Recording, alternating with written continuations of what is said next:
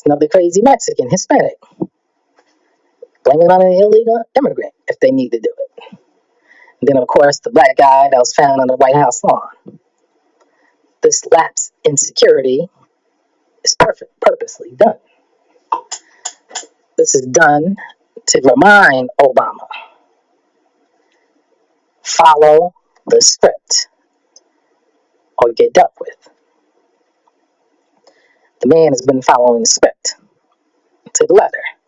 He's the most passive president I have ever known.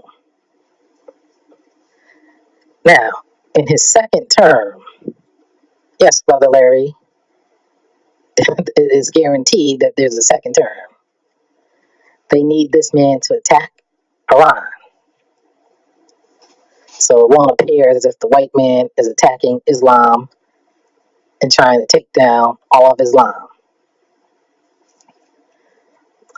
The Romney-Obama battle is all theatrics. That is for public consumption to make it appear as if we have a choice in the matter. And all the theatrics also are done so in the end, it will look like Barack Hussein Obama is the most logical, safest choice for us to vote for. Now, if we voted for him or not, he's going back in office.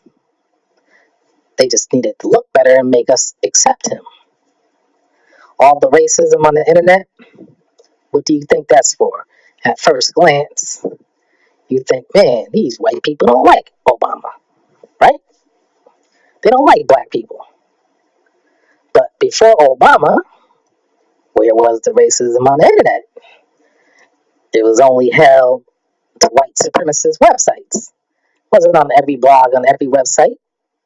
Even World Star Hip Hop has racism on it. It's all political. It's all BS. It's all a smokescreen. It's all to make black people say, damn, white people are racist. I better vote for Barack Hussein Obama. That's what this is all about.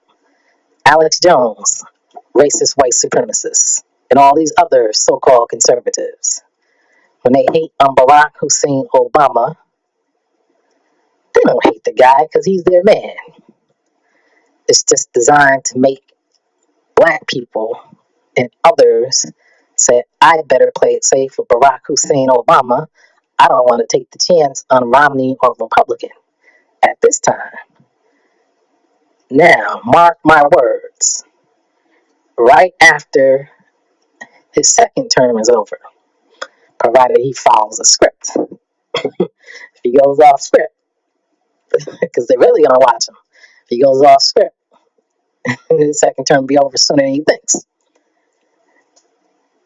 Once that term is over, they will quickly position real Republican candidates, namely a Jeb Bush, to come back into office. See, it's all a system. These people playing far ahead. They gave us the same people running this country now are the same people who've been running this country since Kennedy was assassinated. I know you're like, get out of here. Do the research, brother.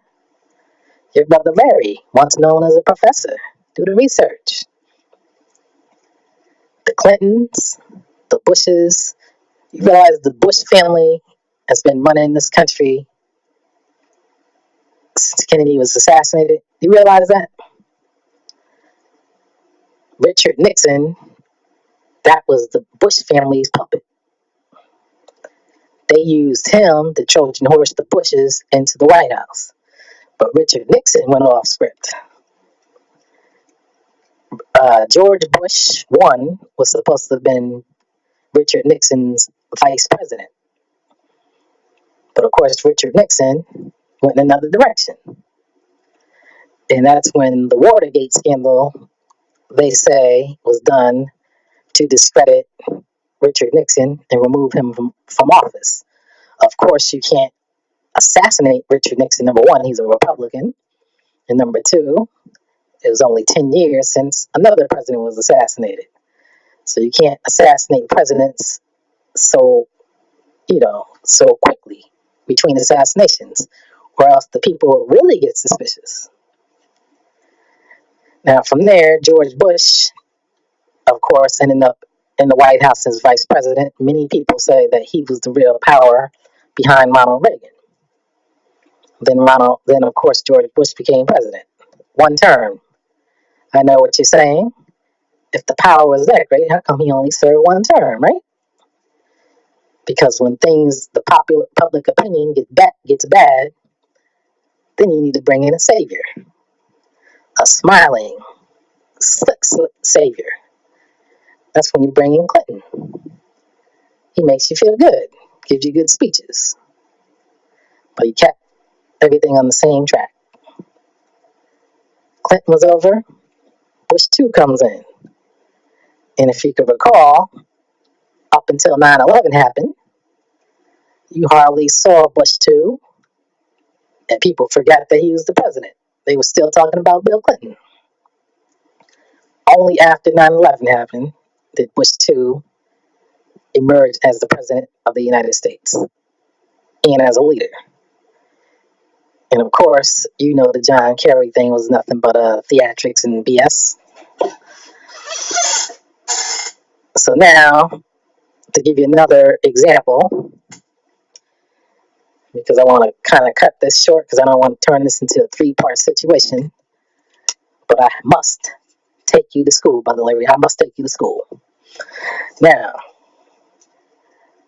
if you recall the Herman Cain fiasco, that was theatrics as well, my brother. Each one of these Republican nominees or candidates, each one of them said something racist at one point or another. Why do you think that was? Because it was theatrics. That's cold. That's called planting seeds. Each time someone says something racist, somebody somewhere is gonna listen and spread the word and say, "Oh man, did you hear what this guy said? I can't take a risk on these guys."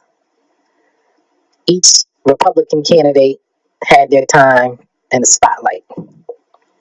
Herman Cain's came up all of a sudden with the fake polling. Yes, polling is fake.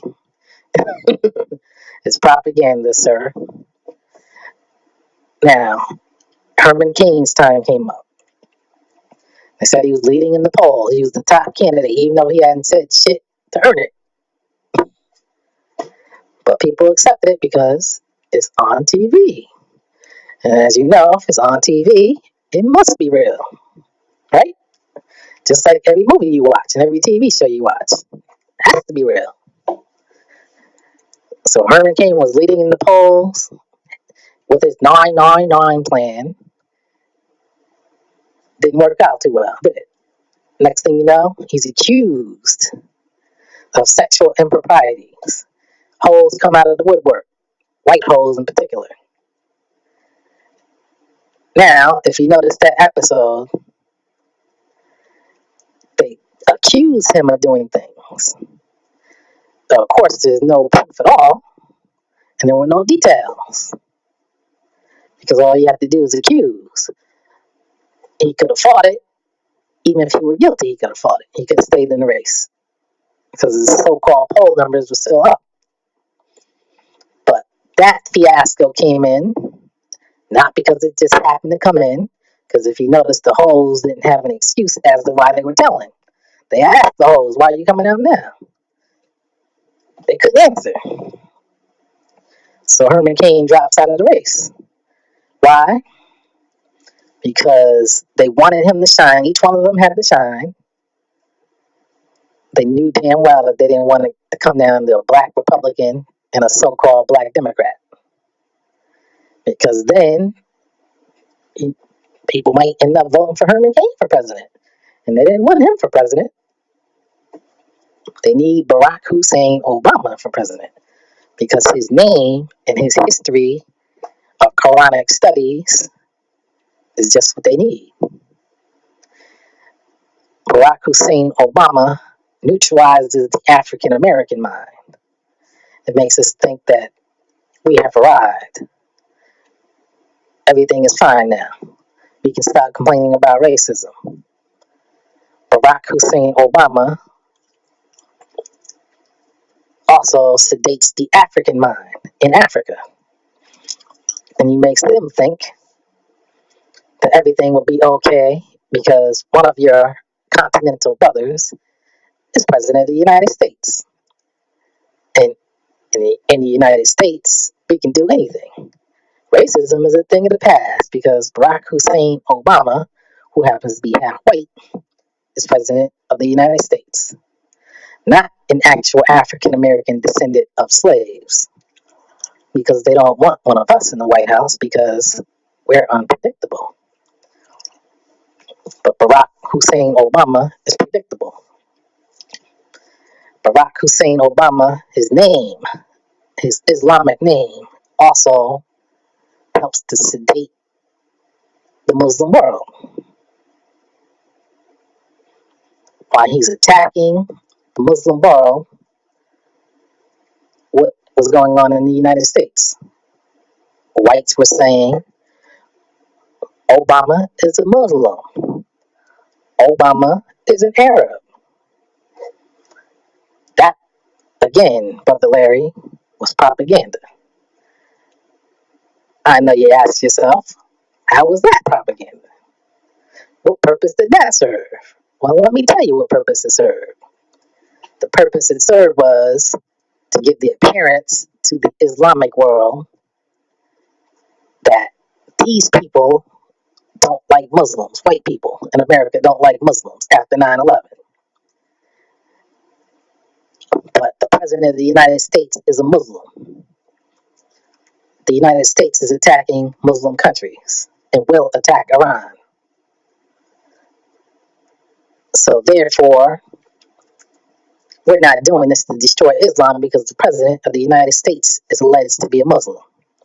Do you get it now, Brother Larry? The CIA is clever.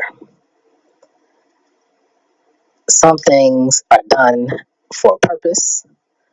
Other things are done just to have people thinking something else. Believe me, I've studied the CIA. I've studied John F. Kennedy. So you're not dealing with the pseudo-intellectual. You're dealing with the brainiac of all brainiacs, brother. That's what you're dealing with. Now, the United States will attack Iran. 9/11 was an inside job. Yes, it was. Either that or it was a hell of a coincidence. 9/11 happens. They blame it on Saddam Hussein. Put the hit out on Saddam Hussein. Kill Saddam Hussein. They occupy Iraq, second largest oil reserves. And they're right next to Iran. They take Afghanistan. Iran is surrounded. Coincidence? As you know, the U.S. put Saddam Hussein in power. They gave him his weapons. They told the man, attack Iran. He was their hitman for Iran. They were trying to take Iran down via Saddam Hussein. Didn't work out too well. That's when the United States said, damn, I guess Iran is a little stronger than we thought. Saddam Hussein gassed his own people under the Bush administration, Bush 1, and Reagan administration. Did they give a damn about those people then? No. But that was a good excuse to go back into Iraq under Bush 2. And if that didn't work with his weapons of mass destruction, remember, Bush 2 said, don't forget, this man tried to kill my daddy. You remember that, Brother Larry? And as you know, being a street dude, if somebody has too many excuses for one action, it's bullshit. You know this. Now, they will attack Iran. All this is set up to make sure they attack Iran. All the so-called Arab Spring was BS. If you look at those events closely, you can look at Syria now since that's still ongoing. They're trying to take down Syria to neutralize an Iranian ally.